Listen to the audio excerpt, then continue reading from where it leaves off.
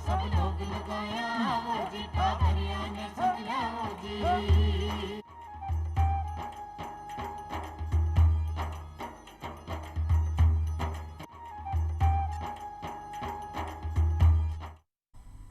भाई बहनों राम राम। चौपाल कार्यक्रम में आपको स्वागत है। भारत विविधताओं का देश है। भारत में सभ्यता और संस्कृति ने बहुत सी चीज़ें प्रभावित करा है। यानी संस्कृति और सभ्यता को विकास के लिए बहुत सी चीज़ों की आवश्यकता हुआ है। तो भारत में जो सभ्यता और संस्कृति में खिलौना को बहुत महत्वपूर्ण योगदान हुआ है। यानी खिलौना से संस्कृति की पहचान हुआ है और संस्कृति से खिलौना की पहचान हुआ है। आज को जो विषय ले रहे हैं वो है पारंपरिक घरेलू आपका खिलौना और आत्मनिर्भर भारत कैसे बन सका है। इनका बारे में अपना जानकारी देवन पधारा है परमानंद शर्मा साहब। शर्मा साहब आपको कार्यक्रम में स्वागत है। और धन्यवाद आप साहब, नमस्कार। संयुक्त निदेशक है उद्योग भवन का मायन है जयपुर में। तो आप सबसे पहले जो इतनी चीज़ें बात करें भाई सभ्यता संस्कृति और जो आपका खिलौना या सबसे जो जुड़ाव हो रहा है जो एक दूसरे से मिले जुलिया है, तो सबसे पहले माने परमानंद साहब आप ये बताओ कि पारंपरिक खिलौना कहाँ हुआ है, वहाँ की माने विस्तार से जानकारी दे माँ का भाई बहना। जी देखिए, हमारा जो भारत का समाज है वो मूलतः ग्राम आधारित और कृषि आधारित समाज रहा हुआ है। और सभ्यता का विकास जो पिछले 3-4 हज़ार वर्षों का है वो ग्रामों से ही विकसित हुआ है। तो जो सभ्यता के साथ साथ जो जो मानव का विकास हुआ, जी हाँ, तो उनके मनोरंजन के लिए या उनकी कुछ शिक्षा देने के लिए जो हमारे पूर्वज थे उन्होंने उसी के अनुरूप अनेक प्रकार के खिलौनों का विकास किया। जी हाँ, जैसे आप सिंधु घाटी सभ्यता के समय भी मिट्टी के खिलौने और धातु के खिलौनों का वर्णन आता है। तो वैसा अभी भी चूँकि हमारी बहुसंख्यक आबादी गांव में है, तो जो स्थानीय संसाधन उपलब्ध हैं, चाहे वो मिट्टी हो, धातु हो, वन की उत्पाद हो, काष्ठ हो, कपड़ा हो, जी हाँ, उस पर आधारित जो खिलौनों का प्रचलन है, मूलतः उनको परंपरागत खिलौने हम मान सकते हैं। बिल्कुल। यानी जो अपनी सभ्यता से जुड़ा हुआ है और भारतीय परंपरागत खिलौना है वो कई चीज़ों से बना हुआ। तो मैं पूछूं विचार हूँ कि वर्तमान में आज का परिप्रेक्ष्य का मायन है भारत में कौन कौन सा खिलौना पारंपरिक रूप से प्रचलन में है, ये बताओ।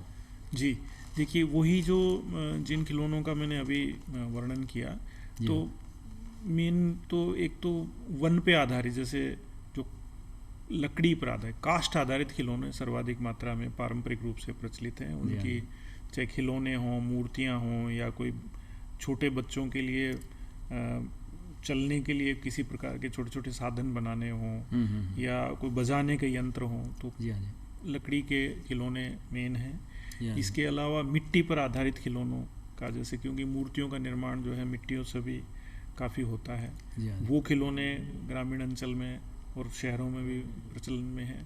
इसी तरह से वस्त्र आधारित, यानी कपड़े पे से बने हुए, जैसे कठपुतली और गुड्डे गुड़िया काफ़ी हम देखते हैं, बच्चे बच्चियां उनको लेते हैं, ये भी पारंपरिक की श्रेणी में आते हैं। कई जगह पच्चीकारी या पेपर मैशी के खिलौने भी प्रचलन में हैं भारत में, जैसे कश्मीर और जयपुर के और अन्य स्थानों के पच्चीकारी के खिलौने काफ़ी प्रचलन में हैं। ऐसे ही जो पत्थर के आधारित खिलौने हैं, जैसे मूर्तिकला अपनी बड़ी समृद्ध विरासत है। मूर्तिकला भारत की भी, राजस्थान की भी है। तो मूर्तिकला में यद्यपि मुख्य रूप से देवी देवताओं की मूर्तियां बनाते हैं, लेकिन उसके अलावा भी जानवरों की और कोई अन्य प्रकार के खिलौने भी छोटे छोटे मूर्ति के रूप में मिलते हैं। तो ये मुख्य रूप से जो जो संसाधन हमारे यहाँ उपलब्ध है, जिस प्रकार के स्थानीय संसाधन उपलब्ध हैं, उनके आधार पे खिलौने बनाने की बड़ी प्रसिद्ध परंपरा हमारे यहाँ रही हुई है। बिल्कुल, ये तो अच्छी बात बताइए कि भारत का मायने जो पारंपरिक खिलौना है वो प्रकृति के आसपास या जो प्रकृति जो दी चीज़ें वहाँ से बना, और वो पारंपरिक खिलौना भारत में ज़्यादा प्रचलन में है आज तक। अब एक यह बताओ कि भारतीय जो परंपरागत खिलौना है वहाँ ने आगे बढ़ावा ताई और वहाँ की स्थिति कहाँ है, पहले तो बताओ। यानी भारतीय परंपरागत खिलौना की स्थिति कहाँ है वर्तमान के मायने। देखिए, एक इसमें मैं ये भी जोड़ना चाहूँगा कि जो यद्यपि खिलौने बनते तो स्थानीय संसाधनों से हैं, लेकिन उनका जो आधार है वो हमारे धार्मिक आख्यान रहे हुए हैं। हमारे चूँकि जैसे खिलौनों में हमारे देवी देवता और हमारे जो रामायण से आधारित प्रसंग हैं, महाभारत के प्रसंग हैं, उसके आधार पे जो लोकल लोक देवी देवता हैं उनके प्रतिरूप बनाने का, ये इस तरह का रहा हुआ है। जी हाँ अब चूंकि भारत एक आधुनिक देश बन गया है और जो इलेक्ट्रॉनिक जो चीज़ों का प्रचार प्रसार है, टेलीविज़न और मोबाइल फ़ोन और इस तरह का, ये हर घर में दस्तक दे रहा है। जी हाँ जी शहरों के अलावा ग्रामीण क्षेत्रों में भी इसका व्यापक प्रचार प्रसार हो गया है और उपलब्धता भी हो गई है। जी हाँ जी जो काम आज हम शहर में बैठ के करते हैं वही काम आज ग्रामीण युवा भी कर रहे हैं। बिल्कुल। तो थोड़ा सा जो युवा बालक हैं उनका परंपरागत जो भारतीय खिलौने थे उनसे हल्का सा ध्यान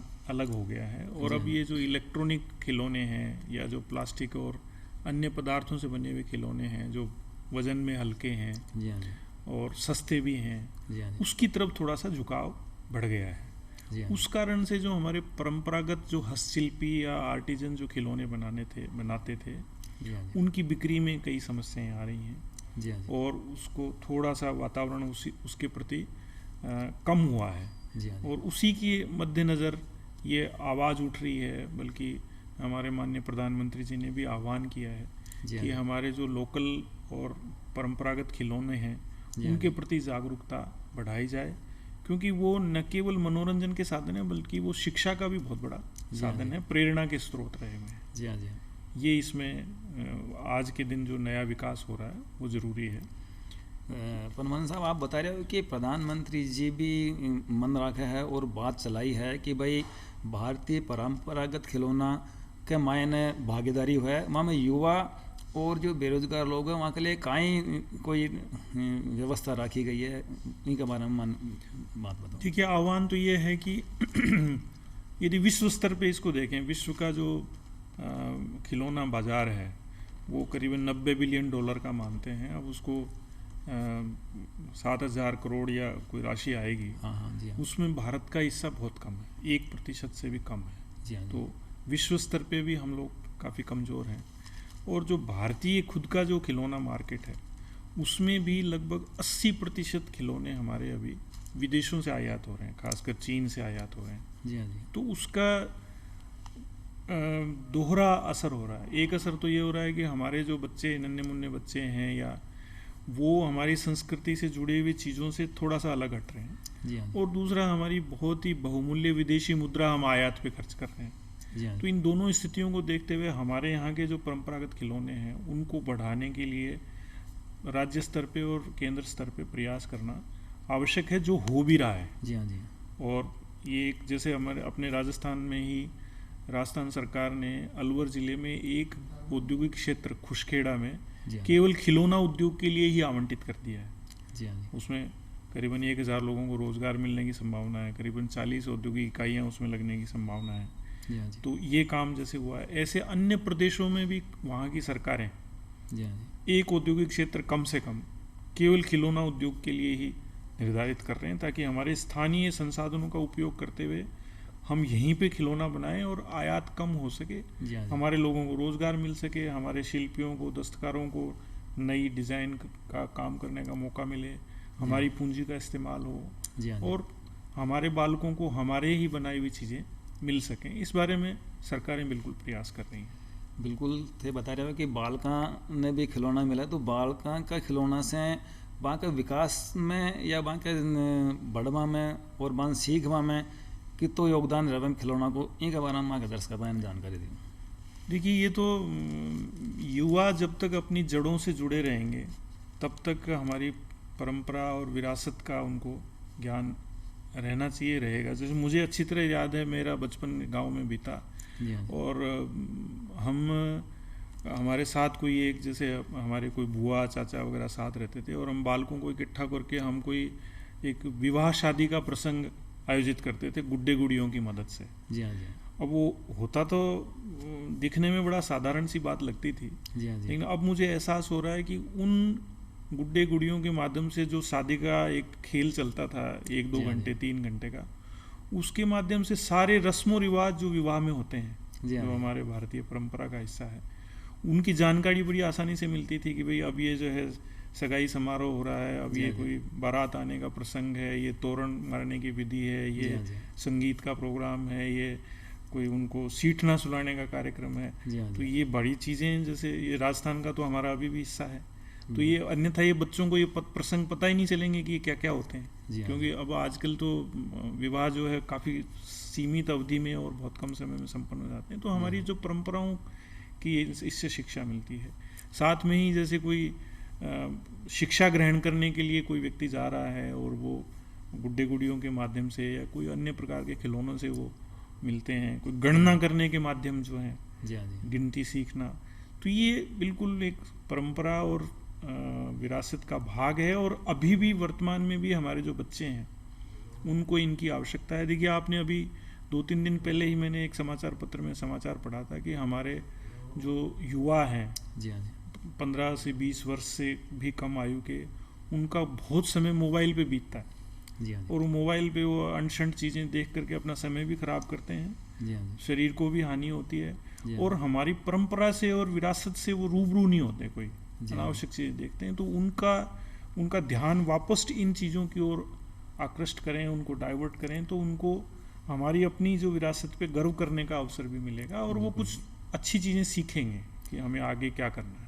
बिल्कुल परमानंद साहब, क्या है कि थे बता रहे हो कि भाई खिलौना से बच्चा ने जानकारी मिले, बाने सभ्यता को भी ज्ञान हुआ है, और संस्कृति को सबसे बड़ो विकास खिलौना से शुरू से ही चालू हो जावे।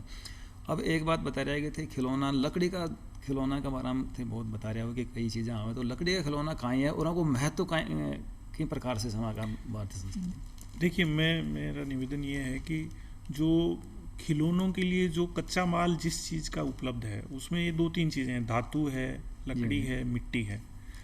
तो बड़ी आसानी से बनाने योग्य चीज़ जो है वो लकड़ी है। जी हाँ, मिट्टी को यद्यपि आसानी से बनाया जा सकता है, लेकिन वो लंबे समय तक चलती नहीं है। जी हाँ जी। और धातु को काटने वाटने में काफ़ी संसाधन चाहिए, तो लकड़ी एक ऐसी है कि 2-3 औजारों से आराम से बन जाती है। जी हाँ जी। इसीलिए हमारे यहाँ जो पारंपरिक खिलौने हैं उसमें सर्वाधिक मात्रा में लकड़ी के खिलौने मिलते हैं। जैसे अपने यहाँ उदयपुर में, राजस्थान में लकड़ी के खिलौनों की बड़ी अच्छी परंपरा रही है, उसमें जी बहुत तरह की चीज़ें बनती हैं। दक्षिण भारत में जैसे बेंगलोर मैसूर के बीच में एक चन्नी पट्टा एक जगह है जहाँ पे लकड़ी के खिलौनों की बहुत ही समृद्ध परंपरा रही हुई है। जी हाँ जी। तो लकड़ी के खिलौने बहुत अच्छे हैं, लेकिन अब वर्तमान समय के हिसाब से उनकी जो फिनिशिंग जो बहुत फाइन करनी चाहिए, हल्के वजन के और आकर्षक बनाने चाहिए, उस तरह का परिवर्तन हमारे उद्यमियों को और खिलौना बनाने वालों को करना पड़ेगा। जी हाँ उस जी। तरह की डिज़ाइन उसमें बनानी पड़ेगी ताकि जो हमारे आज के बच्चे हैं उनको वो आकर्षित कर सकें। जी हाँ जी। तो अनेक स्थानों पे लकड़ी के खिलौनों के यहाँ जयपुर में भी बनते हैं, उदयपुर में जी हाँ जी। हमारे मिट्टी के खिलौने जैसे मोलेला वगैरह के अंदर बनते हैं। ब्लू पोट्री का काम हमारे यहाँ राजस्थान में भी होता है, जी हाँ जी। और उत्तर प्रदेश के बहुत सारे शहरों में मिट्टी के खिलौने मिलते हैं। जी हाँ जी। यहाँ हमारे जैसे दौसा ज़िले में एक जगह बसवा है, वहाँ पे मिट्टी के बहुत सारे आर्टिकल्स बनते हैं। जी हाँ जी। तो लकड़ी और मिट्टी ये दोनों स्थानीय संसाधन हैं, वन से आसानी से मिल जाते हैं। मिट्टी में कई तरह के, जैसे राजस्थान में चूरू जिले में चंदन की लकड़ी पे बहुत अच्छा आर्ट वर्क होता है। वो जी हाँ जी। हस्तशिल्प और खिलौनों में थोड़ा सा माइनर सा ही डिफरेंस है, जी हाँ तो जी। लेकिन फिर भी काम बहुत अच्छा हो रहा है। उसको बढ़ावा देने की आवश्यकता है, और वो जी हाँ जी। हो जाएगा। सरकार की ऐसी नीतियाँ भी हैं, प्रयास जी कर हाँ जी। रहे हैं कि कुछ उद्यमियों को इस दिशा में हम प्रोत्साहित करके और इस नए काम में लगा सकें। जी हाँ जी। परमानंद साहब, आप बताओ कि जो उद्योग, जो खिलौना उद्योग है, उनके प्रशिक्षण और प्रशिक्षण के साथ साथ नई जो तकनीक है वो क्या माने मिले और आगे क्या बढ़ाए क्षेत्र के मायने काम। इसमें देखिए, 2 तो भारत सरकार की संस्थाएं हैं। एक जी। तो इंडियन टॉय इंस्टीट्यूट है कलकत्ता में, वो भारत सरकार का एक संस्थान है जो नए नए डिज़ाइन और इनपुट देता है, प्रशिक्षण की व्यवस्था भी करता है। जी हाँ। एक इंडियन इंस्टीट्यूट ऑफ डिज़ाइन है अहमदाबाद में, जी हाँ। वहाँ से भी इस तरह की मिलती हैं। तो यदि अच्छी बड़ी इकाई लगाने की ज़रूरत कोई उद्यमी महसूस करे तो इन संस्थानों से संपर्क करके जी हाँ और जी। उनसे मदद ले सकते हैं कि हमें आज के परिप्रेक्ष्य में किस तरह से आगे बढ़ना चाहिए, ये बताएं। जी हाँ। बाकी जो हमारे स्थानीय जो प्रशिक्षण संस्थान हैं, जी हाँ जी। वहाँ पे भी इस तरह का प्रयास किया जा रहा है कि खिलौना उद्योग से जुड़ी हुई सारी जानकारी देते हुए और उस उद्योग को स्थापित करने के लिए किन संसाधनों की आवश्यकता होगी, धन की व्यवस्था जैसे कैसे करें। जी हाँ वो जी। पारंपरिक के साथ साथ यदि देखिए, ये युवाओं का एकदम से हम रुख परिवर्तन करके और ये जो आधुनिक इलेक्ट्रॉनिक खिलौने हैं इनसे ध्यान अलग करके और सीधे ही परंपरागत पे ले जाएं, ये एकदम से कोई इतना जल्दी होने वाला नहीं है। जी हाँ जी। और चूंकि आधुनिकता का और विज्ञान का ही समय है इस समय, जी हाँ तो इलेक्ट्रॉनिक खिलौने जो हैं उनका अपना स्थान है, जी हाँ वो जी। रहेगा। जी हाँ तो जी। कुछ उद्यमी यदि उस फील्ड में भी आ सकें जी तो हाँ वो भी बुराई नहीं है, उसके लिए सारे आधुनिक संसाधन अभी उपलब्ध हैं। जी हाँ जी। जैसे मैंने निवेदन किया, राजस्थान में एक खिलौने का अलग से एक औद्योगिक क्षेत्र स्थापित हो रहा है, जी हाँ जी। और इसको तो इनमें कई सारे उद्योग तो ऐसे हैं जो अपने घर में ही प्रारंभ कर सकते हैं, बना जी हाँ, सकते हैं। हाँ तो उसके लिए जो भी उनको साधन चाहिए, खासकर यदि मान लीजिए धन की कमी है किसी के यहाँ, तो अपने यहाँ जैसे बहुत अच्छी ऋण की योजनाएं हैं। जी हाँ जी। जैसे भारत सरकार की एक प्रधानमंत्री रोजगार सृजन कार्यक्रम योजना है, जी हाँ जी। हमारे यहाँ राज्य सरकार की एक मुख्यमंत्री लघु उद्योग प्रोत्साहन योजना है। जी हाँ जी। उनमें बहुत ही आकर्षक दरों पे ऋण देने जाने का प्रावधान है। जी तो हाँ उसमें युवा आगे आना चाहिए, उनको ऑनलाइन आवेदन करने का सिस्टम है जो अपने राजस्थान सरकार के जिला उद्योग केंद्र है हमारे उद्योग विभाग के, जी हाँ जी। वो युवाओं की पूरी तरह अच्छी मदद करेंगे। उनके जो भी दस्तावेज तैयार करने हैं उसमें हम मदद करेंगे सबकी, जी हाँ जी। और इनको आगे बढ़ने का हम मौका देंगे, ऐसा हमारा सोचना है। अनुनंदन साहब, खिलौना उद्योग स्थापित करवा के लिए कोई एक BIS कोई स्कीम है या BSI के तहत माना कोई लेनी पड़ा है कोई अनुमति, ये कहीं है, ये भी मांगा दर्शक भाई बताना। हाँ, ये देखिए साहब, जो छोटे बच्चे हैं जी हाँ। वो सामान्यतः क्या करते हैं कि खिलौनों को खेलते समय मुंह में ले लेते हैं। आपने जी, देखा जी। होगा कि छोटा बच्चा अबोध बालक है, उसको पता नहीं। अब उनके बच्चों उस खिलौने के बनाने में, चाहे वो प्लास्टिक का खिलौना हो, इलेक्ट्रॉनिक हो, या इवन लकड़ी का हो, किसी का हो, जी हाँ। उसमें कोई ऐसा पदार्थ का उपयोग किया गया हो जो मुंह में जाने से उसके बच्चे के स्वास्थ्य पे विपरीत प्रभाव पड़ता हो। जी हाँ तो जी। ये एक प्रसंग भारत सरकार के ध्यान में आया था। तो ये जी। एक इंडियन टॉयज क्वालिटी ऑर्डर के नाम से एक ऑर्डर भारत सरकार ने जारी किया हुआ है, जिसमें ये कहा हुआ है कि जो भी खिलौने जी हाँ जी। 14 वर्ष से आयु के कम बच्चों के उद्देश्य के लिए बनाए जा रहे हैं कि वो इसका उपयोग करेंगे, जी हाँ। तो उनका स्टैंडर्ड जो है वो ब्यूरो ऑफ इंडियन स्टैंडर्ड है, एक BIS संस्थान है जो ISI मार्का जारी करता है, जी हाँ। उसके अनुसार होना आवश्यक है। ये जी, जी। आवश्यक किया गया है कि आप क्वालिटी मेंटेन करेंगे। ऐसा नहीं हो कि आप लागत घटाने के लिए और इस तरह का कच्चा माल प्रयोग में लो जो अंततः बच्चों के स्वास्थ्य पर प्रतिकूल असर डालता हो। जी, उस हाँ। दृष्टि से ये स्टैंडर्ड बनाया हुआ है। जी हाँ तो जी। जो भी इसमें उद्यमी इस कार्य को करते हैं उनको ये ISI मार्का और BIS से संपर्क करके ये ज़रूर लेना चाहिए, अन्यथा जी। इस पे वैधानिक कार्रवाई भी की जा सकती है।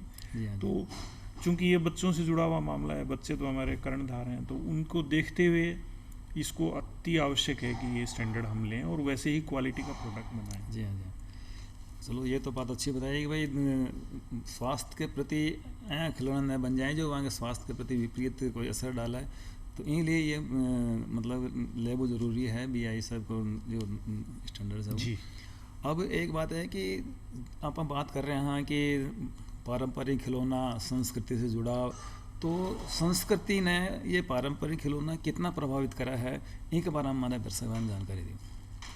नहीं, ये तो चूंकि इसमें जैसे शिक्षा और हमारे जो संस्कार जो हैं वो काफ़ी कुछ सीखने को मिलते हैं जी हाँ। खिलौनों से। अभी भी जैसे युवा बच्चे जो हैं वो चूंकि लगभग 1-1.5 साल की आयु से ही बच्चों के मस्तिष्क का विकास प्रारंभ हो जाता है। जी हाँ जी। अब परिवार में भाई के साथ, माता पिता के साथ, दादा दादी के साथ किस तरह से रहना है, क्या व्यवहार करना है, जी हाँ जी। ये अनेक बातें खिलौनों के माध्यम से कही जा सकती हैं।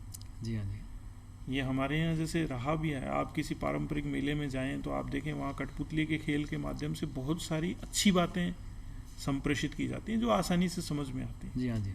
इसी प्रकार से हमारे जो रीति रिवाज हैं वो जी हाँ जी। समझाए जा, शिक्षा से जुड़ी हुई बहुत सारी बातें खिलौनों के माध्यम से कही जा सकती हैं। जी हाँ जी। और एकदम से सीधा तो बालक के मन में ये प्रवेश नहीं करती सब आदर्शवादी बातें, तो जी। कई माध्यम हो सकते हैं, खिलौना उनमें से एक है। जी हाँ जी।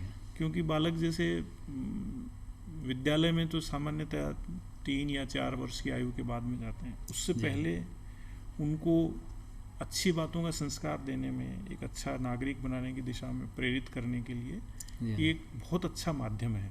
बिल्कुल। और हमारे परिवारों में ये परंपरा भी रही हुई है, बताते भी रहे हैं। जी हाँ जी। चूंकि थोड़ा सा शहरीकरण अब बढ़ रहा है जी हाँ जी। और परिवार छोटे हो रहे हैं, तो भी एक अच्छा नागरिक बनने के लिए तो अच्छे संस्कार चाहिएंगे ही, अन्यथा चाहे आप कितना ही पैसा कमाएं, कितनी शिक्षा धारण करें, यदि अच्छे नागरिक नहीं हैं तो फिर वो संतुलित विकास नहीं होगा। जी हाँ। ऐसा मेरा निवेदन है। बिल्कुल परमानंद साहब, संतुलित विकास के लिए खिलौना बहुत ज़रूरी है। खिलौनों से सभ्यता की, संस्कृति की जानकारी हुए और बच्चा में विकास जो है वो भी बहुत अच्छी तरीके से हुआ है। अब आप बताओ कि जो ये खिलौना है वो इनका अवसर कहीं है अपना देश के मायने, और इनका मायने विकास की तरह से हो रहे हो? बहुत अच्छी संभावना है। देखिए क्या है, हमें मानना पड़ेगा हमारा भारत एक युवा देश है। जी हाँ जी। और हमारी लगभग 1/3 30% आबादी जो है वो 15 वर्ष से कम आयु के बच्चों की। जी हाँ जी। तो इतनी बड़ी संख्या जहाँ पे करीबन 30 करोड़ बच्चे हों, जी हाँ जी। तो उनको मनोरंजन के लिए खिलौनों की आवश्यकता है। जी हाँ तो जी। अनेक बार जो उद्यमी अपना जो व्यापार लगाते हैं या औद्योगिक इकाई लगाते हैं, तो उनकी एक मुख्य समस्या ये है कि साहब माल बना तो लें, बेचें कहाँ। जी हाँ जी। तो बेचने के लिए एक बहुत बड़ा मार्केट उपलब्ध है। जी हाँ जी। अभी भी उस मार्केट में खिलौने आ रहे हैं, लेकिन वो विदेश से आ रहे हैं। जी हाँ जी। तो विदेश से आने के तो डबल नुकसान है। एक तो हमारी विदेशी मुद्रा वहाँ जा रहे हैं, जी हाँ और यदि मान लीजिए उन्हीं खिलौनों को बनाने का उद्योग हमारे अपने देश में हो, जी हाँ जी। तो हमारे यहाँ की पूंजी का इस्तेमाल हो, हमारे यहाँ के लोगों को रोज़गार मिले, हमारे यहाँ के जो हस्तशिल्पी, आर्टिजन, आर्किटेक्ट, हमारे यहाँ के इंजीनियर, उनको काम मिले, जी हाँ जी। तो ये डबल फ़ायदा है। तो इसलिए अवसरों की कोई कमी नहीं है, बहुत बड़े आबादी है। और अभी भी वर्तमान में जो खिलौने हमारे बन रहे हैं उसमें थोड़ा क्वालिटी की कमी है, फिनिशिंग की कमजोरी है, जी हाँ जी। रफ हैं थोड़े से, जी हाँ कोने जैसे बड़े शार्प हैं, उनको उनकी डिज़ाइन परिवर्तन करके अनुकूल बनाया जा सकता है। जी हाँ जी। इसलिए अवसरों की कोई कमी नहीं है, क्योंकि जी। बहुत बड़ा उपभोक्ता बाजार है जी और निरंतर मांग है। जी हाँ जी। और न केवल छोटे बच्चों के लिए बल्कि बड़ों के खिलौने भी बनाए जा सकते हैं। तो जी हाँ वो मूर्ति कला जैसे वो भी एक तरह का खिलौना का ही है। जी हाँ और जी। आय का स्तर बढ़ रहा है जी हाँ धीरे जी। धीरे, हमारे यहाँ प्रति व्यक्ति आय बढ़ रही है, परिवारों में समृद्धि बढ़ रही है, पैसा आ रहा है, तो लोग अफोर्ड कर सकते हैं अच्छे खिलौने खरीदा जाना। जी हाँ जी। और जो ये सस्ते जो विदेशी खिलौने हैं, इनको तिलांजलि देने की आवश्यकता है। इस बारे में जागृति बढ़ भी रही है। जी हाँ जी। सारे नागरिकों को इस बात का एहसास है कि भाई हम ये जो जी हाँ हमारे जी। स्वदेशी उत्पादों को हम बढ़ावा दें, आगे बढ़ें, हमारे उद्यमियों को प्रोत्साहन दें। जी हाँ जी। तो इस दिशा में अच्छे अवसरों की उपलब्धता है। उद्यमियों को इस बारे में, खासकर युवाओं को इस संबंध में आगे आना चाहिए, क्योंकि जी हाँ जी। स्वरोजगार के लिए सदा ही एक बड़ा प्रश्न ये आता है कि साहब हम स्वयं का उद्यम लगाना चाहते हैं, हम स्वरोजगारी होना चाहते हैं, जी लेकिन हाँ हम क्या काम करें, जी हाँ जी। ये बताइए।